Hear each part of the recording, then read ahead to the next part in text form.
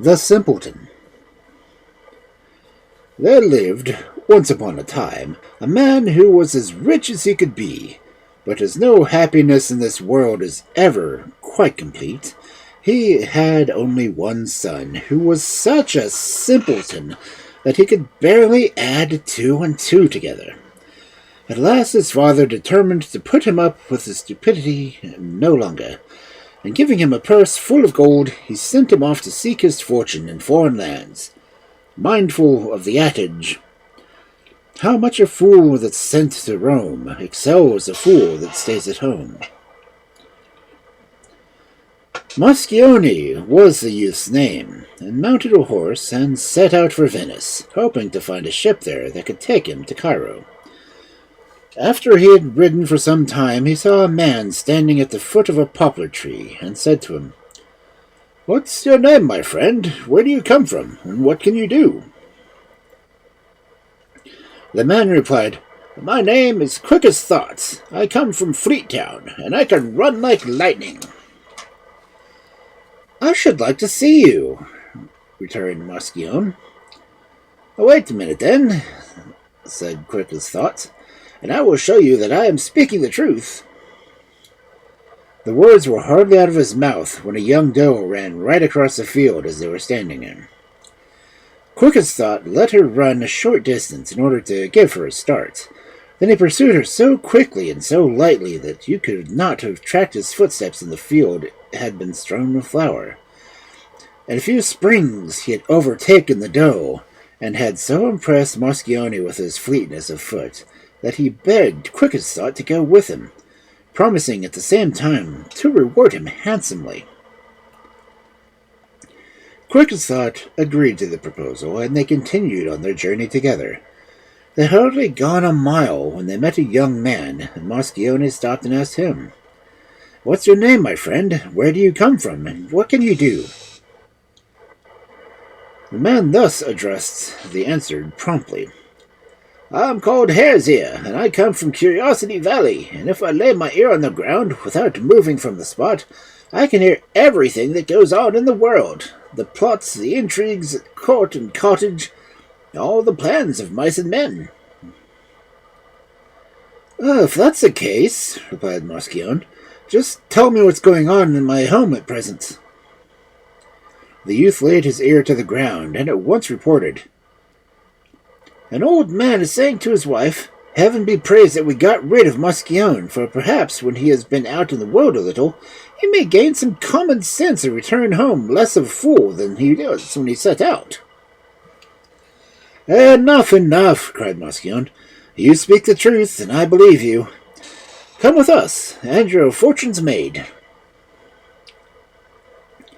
The young man consented, and after they had gone about 10 miles, they met a third man, to whom Moscione said, "What's your name, my brave fellow, and where were you born, and what can you do?"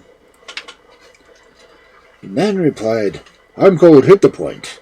I come from the city of Perfect Aim. I draw my bow so exactly that I can shoot a pea off of a stone." "I should like to see you do it, if you've no objection," said Moscione. The man at once placed a pea on a stone, and, drawing his bow, he shot it in the middle with the greatest possible ease. When Moscione saw that he had spoken the truth, he immediately asked Hit the Point to join his party.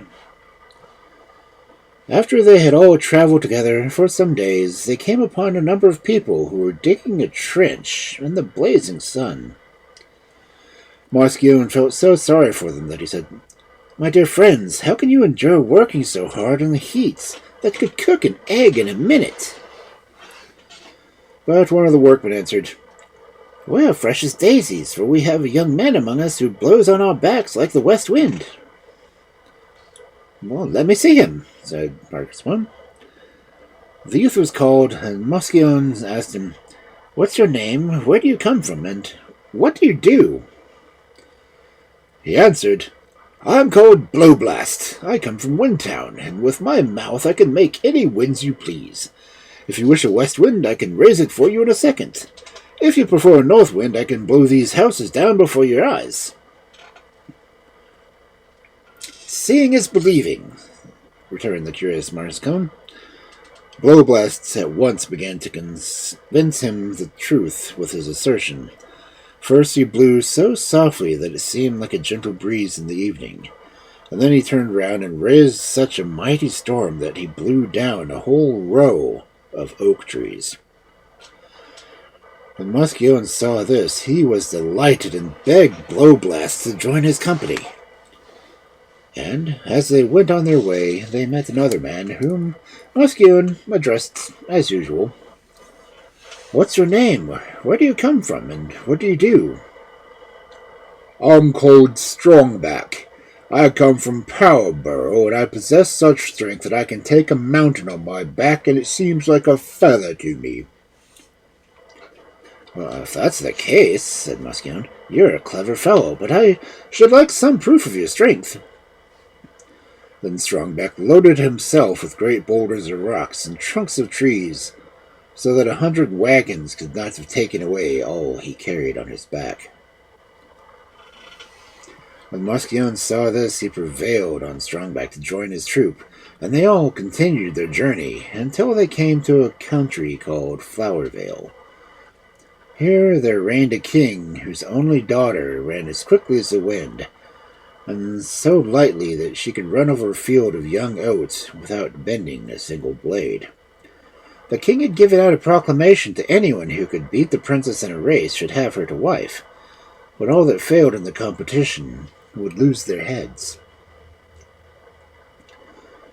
As soon as Muscione heard the royal proclamation, he hastened to the king and challenged the princess to a race with him.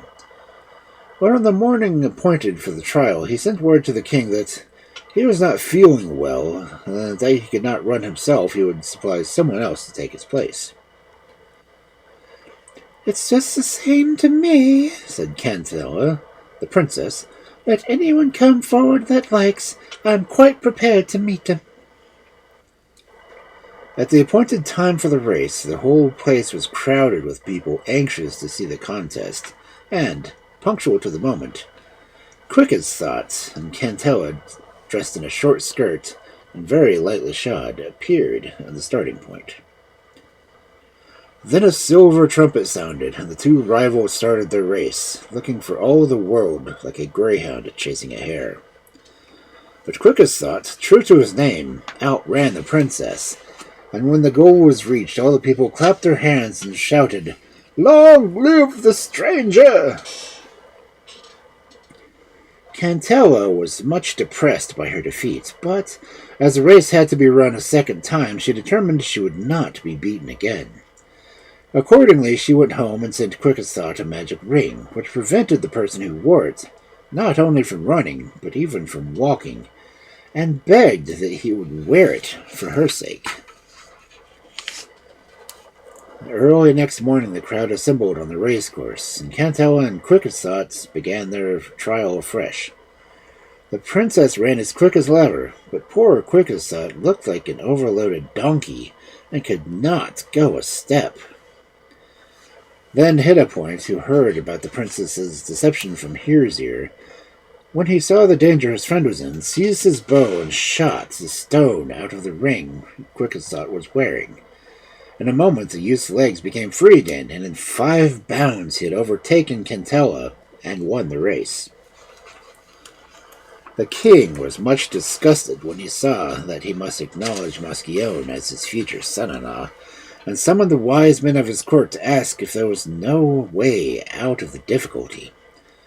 The council at once decided that Cantella was far too dainty a morsel for the mouth of such a traveling tinker, and advised the king to offer Muscione a present of gold, which no doubt a beggar like him would prefer to all the wives in the world. The king was delighted at this suggestion, and calling Muscione before him, he asked him what sum of money he would take instead of his promised bride.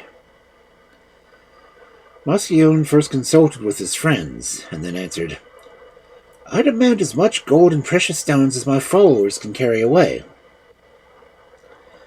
The king thought he was being let off very easy, and produced coffers of gold, sacks of silver, and chests of precious stones. But the more Strongback was loaded with the treasure, the straighter he stood. At last the treasury was quite exhausted, and the king had to send his courtiers to his subjects to collect all the gold and silver that they possessed. But nothing was of any avail, and Strongback only asked for more. When the king's counselors saw the unexpected result of their advice, they said it would be more than foolish to let some strolling thieves take so much treasure out of the country, and urged the king to send a troop of soldiers after them to recover the gold and precious stones. So the king sent a body of armed men on foot and on horse to take back the treasure Strongback was carrying away with him. But Hairseer, who heard that the counselors had advised the king, told his companions just as the dust of the pursuers was visible on the horizon. No sooner had Blowblast taken to their danger than he raised up such a mighty wind that all the king's army was blown down like so many ninepins. And as they were quite unable to get up again, Mousquillon and his companions proceeded on their way without further let or hindrance. As soon as they reached his home, Mousquillon divided his spoil with his companions, at which they were much delighted. He himself stayed with his father, who was obliged at last to acknowledge that his son was not quite the fool as he looked.